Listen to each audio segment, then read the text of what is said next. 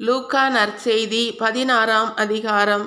இயேசு தம் சீடருக்கு கூறியது: செல்வர் ஒருவருக்கு வீட்டு பொறுப்பாளர் ஒருவர் இருந்தார். அவர் தம் தலைவரின் உடைமைகளை பாழாக்கியதாக அவர் மீது பழி சுமத்தப்பட்டது. தலைவர் அவரை கூப்பிட்டு, உம்மை பற்றி நான் கேள்விப்படுவது என்ன? உம் பொறுப்பிலுள்ள கணக்கை ஒப்படையும்.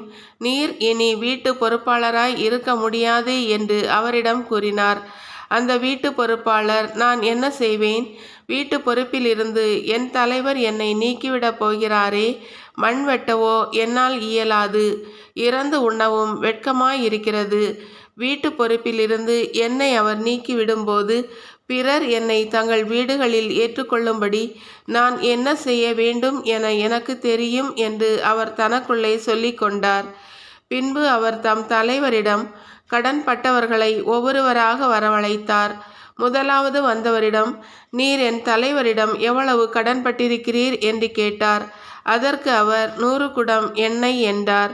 வீட்டு பொறுப்பாளர் அவரிடம், இதோ உம் கடன் சீட்டு, உட்கார்ந்து 50 என்று உடனே எழுதும் என்றார். பின்பு அடுத்தவரிடம், நீர் எவ்வளவு கடன்பட்டிருக்கிறீர் என்று கேட்டார். அதற்கு அவர் 100 மூடை கோதுமை என்றார். அவர், இதோ உம் கடன் சீட்டு 80 என்று எழுதும் என்றார். நேர்மையற்ற அந்த வீட்டு பொறுப்பாளர் முன்மதியோடு செயல்பட்டதால் தலைவர் அவரை பாராட்டினார்.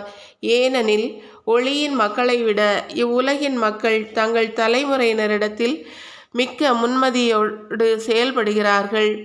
ஆகையால் நான் உங்களுக்கு சொல்லுகிறேன், நேர்மையற்ற செல்வத்தை கொண்டு உங்களுக்கு நண்பர்களை தேடிக்கொள்ளுங்கள். அது தீரும்போது அவர்கள் உங்களை நிலையான உறைவிடங்களில் ஏற்றுக்கொள்வார்கள்.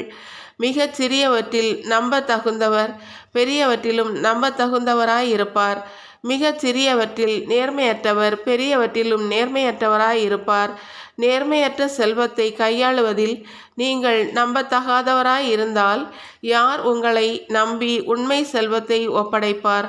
பிறருக்கு உரியவற்றை கையாளுவதில் நீங்கள் நம்பத்தகாதவர்களாய் போனால் உங்களுக்கு உரியவற்றை உங்களுக்கு கொடுப்பவர் யார்? எந்த வீட்டு வேலையாளும் இரு தலைவர்களுக்கு பணிவிடை செய்ய முடியாது.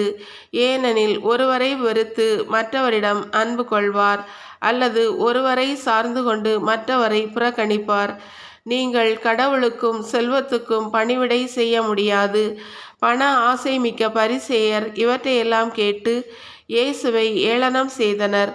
அவர் அவர்களிடம் கூறியது: நீங்கள் உங்களை மக்கள் முன் நேர்மையாளராக காட்டிக்கொள்கிறீர்கள். கடவுள் உங்கள் உள்ளங்களை அறிவார். நீங்கள் உங்களை மக்களின் முன் உயர்ந்தவர்களாக காட்டிக்கொள்வது கடவுள் பார்வையில் அருவருப்பாகும். திருச்சட்டமும் இறைவாக்கினர்களும் யோவான் காலம் வரையிலும் தான் அது முதல் இறையாட்சி பற்றிய நற்செய்தி அறிவிக்கப்படுகின்றது. யாவரும் இறையாட்சிக்கு உட்பட நெருக்கி அடித்து கொண்டு வருகிறார்கள். திருச்சட்டத்திலுள்ள ஒரு எழுத்தின் கொம்பு அழிவதை விட விண்ணும் மண்ணும் ஒழிவது எளிதாகும். தன் மனைவியை விலக்கிவிட்டு வேறொரு பெண்ணை மணப்பவன் எவனும் விபச்சாரம் செய்கிறான். கணவனால் தள்ளப்பட்ட பெண்ணை மணப்பவனும் விபச்சாரம் செய்கிறான். செல்வர் ஒருவர் இருந்தார். அவர் விலையுயர்ந்த மெல்லிய செந்நிற ஆடை அணிந்து நாள்தோறும் விருந்துண்டு இன்புற்றிருந்தார். லாசர் என்னும் பெயர் கொண்ட ஏழை ஒருவரும் இருந்தார். அவர் உடல் முழுவதும் புண்ணாய் இருந்தது. அவர் அச்செல்வருடைய வீட்டு வாயில் அருகே கிடந்தார். அவர் செல்வருடைய மேசையிலிருந்து விழும் துண்டுகளால் தாம் பசியாற்ற விரும்பினார். நாய்கள் வந்து அவர் புண்களை நக்கும்.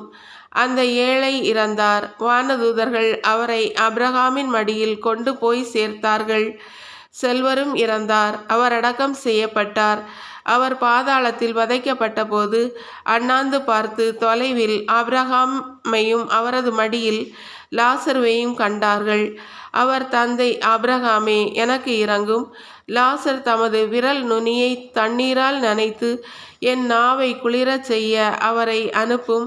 ஏனெனில் இந்த தீப்பிழம்பில் நான் மிகுந்த வேதனைப்படுகிறேன் என்று உரக்க கூறினார். அதற்கு ஆபிரகாம், மகனே, நீ உன் வாழ்நாளில் நலன்களையே பெற்றாய்.